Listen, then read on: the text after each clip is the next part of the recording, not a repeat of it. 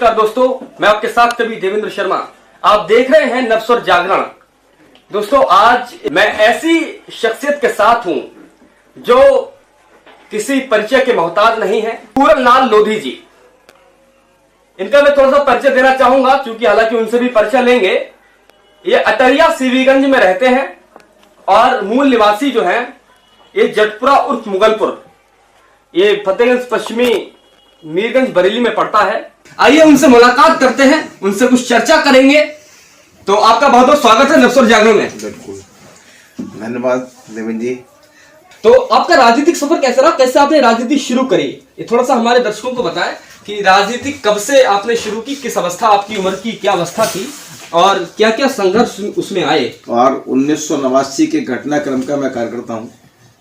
मैं राम मंदिर आंदोलन का सहसा दशा में कार्यकर्ता रहा। अच्छा। बूथ की राजनीति से शुरुआत जीवन की हुई है और छोटे छोटे पदों को क्रमशः आगे बढ़ते बढ़ते धीरे धीरे एक एक कदम आगे बढ़े हैं और 1.5 दर्जन लगभग जिम्मेवारियों पर पार्टी ने छोटे बड़े स्थानों पर समय समय पर नियुक्त किया, तैनात किया।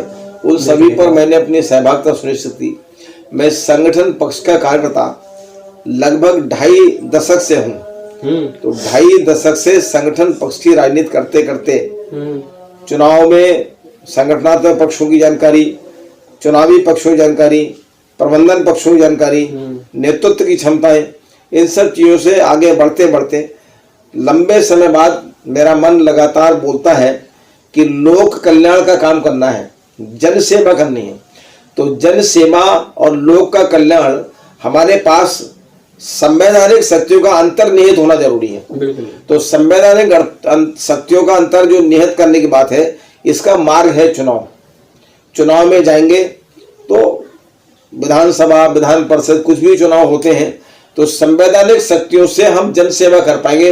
लोगों की अपेक्षा रहती है, थाने काम कराना है, तहसील में काम कराना है, डीएम साहब से काम कराना है, विकास की योजना को लाना है, अपेक्षाओं को पूरा करना है, शोषित के, पीड़ित के, वंचित के, इन सर्वहारा वर्ग के सहयोग में खड़े होना है। तो इन सबके लिए जरूरत है आपके लिए संवैधानिक शक्तियों का अर्जन। संवैधानिक शक्तियों का अर्जन का एकमात्र रास्ता है विधानसभा, लोकसभा, विधान परिषद। तो इस बार इन चीजों के मद्देनजर मैंने नेतृत्व का आग्रह किया कि सभी प्रकार के मैं संगठनात्मक दायित्वों से, चुनावी अभियानों से मुक्त होकर इस बार मैं चुनाव की राजनीति में जाना चाहता हूँ। संगठन कार्यकर्ता संगठन का अपना प्रिय संतान है और संतान को माँ बाप बहुत ही सहजता से सुखद जीवन देते हुए उसे पालना, चलाना, संभालना जानते हैं। और नेतृत्व ने मुझे बहुत भरोसा है नेतृत्व पर। नेतृत्व का भरोसा जैसे मुझ पर है, वैसे ही नेतृत्व पर मुझे बहुत भरोसा। मैं जैसा कि अभी आपने पढ़ा कि स्थानीय स्तर पर मैं जटपुरा और मुगलपुर, सहसा मुगलपुर का रहने वाला हूँ। फतेहगंज पश्चिमी मेरा अपना ब्लॉक है और मैं वहाँ का स्थानीय कार्यकर्ता हूँ। वहाँ की मिट्टी में पला बड़ा चला हूँ, जमीन जायदाद, मकान, दुकान सब वहीं पर है। तो स्वाभाविक है कि मैं वहाँ का हूँ और वहाँ लोगों की सामाजिक स्तर पर, राजनीतिक स्तर पर, संसाधनों के स्तर पर किस किस तरह की क्या अपेक्षा है, वहाँ की जनभावनाओं की और सामाजिक, भौगोलिक, राजनीतिक सभी परिस्थितियों पर मेरा ठीक से अध्ययन है।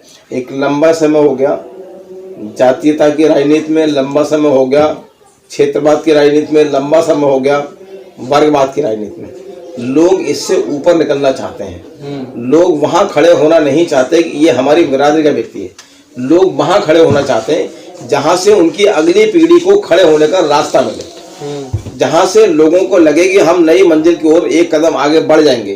तो मुझे लगता है कि यहाँ लोधी, ठाकुर, ब्राह्मण, बनिया की बात ना करके हम लोग पूरे क्षेत्र को विकसित मीरगंज के तौर पर अगर देखने का काम करेंगे तो जो लोग आए हैं उन्हें इसी से उस पर काम किया आज तक कि भी ये मौर्य है, ये कश्यप है, ये कुर्मी है, किसान है, ये नहीं करना। आपका ये कहना है? मेरा कहना है कि संपूर्ण जनमानस को, मतदाता को अपनापन चाहिए, मतदाता को अपनापन चाहिए, लोगों को अपने तरह अपनी जरूरतों का नेता चाहिए। मैं उसकी पूर्ति का हिस्सा हूँ। लेकिन राजनीतिक जो है ना, राजनीतिक समीकरण, किसी भी विधानसभा की बात, आप किसी भी इलेक्शन की बात करें तो जातीय आंकड़ों के हिसाब से ही शुरुआत उसकी होती है। मेरा अफसर आता है तो जातीय आंकड़ों को तोड़ देंगे, सीमाएं लांग देंगे और हम सभी वर्ग को एकजुट करके राष्ट्रवाद की ओर मोड़ देंगे। अच्छा, मुस्लिम वोट मिलेगा बीजेपी को? निश्चित तौर में क्यों नहीं मिलेगा।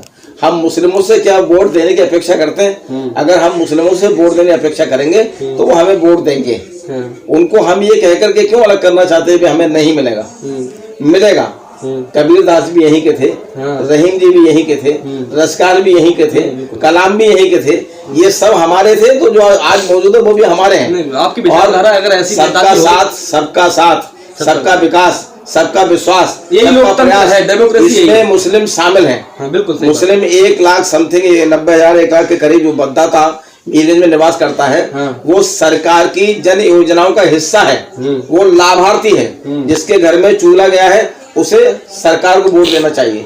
जिससे रसोई मिली है सरकार को वोट देना चाहिए। जो शौचालय लेकर आया है सरकार को वोट देना चाहिए। जो निःशुल्क खाद्यान्न खा रहा है और ले जा रहा है उसको सरकार को वोट देना चाहिए।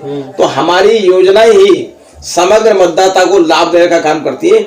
वहाँ योगी आदित्यनाथ के विकास के जो सोपान उन्होंने खड़े किए हैं, समाज में स्वीकृतता जो उत्तर प्रदेश सरकार की है, कोविड-19 में जो जन सेवाएं इस सरकार ने दी हैं, उन सुविधाओं को स्वीकार्यता में लोगों ने जोड़ा है। लोगों को लगता है कि एक ऐसा मुख्यमंत्री प्रदेश में पहले बार है जो जातिवाद से, धर्मवाद से, क्षेत्रवाद से, वर्गवाद से ऊपर उठ के काम करता है। और वहाँ मैं उसी पार्टी का कार्यकर्ता हूँ।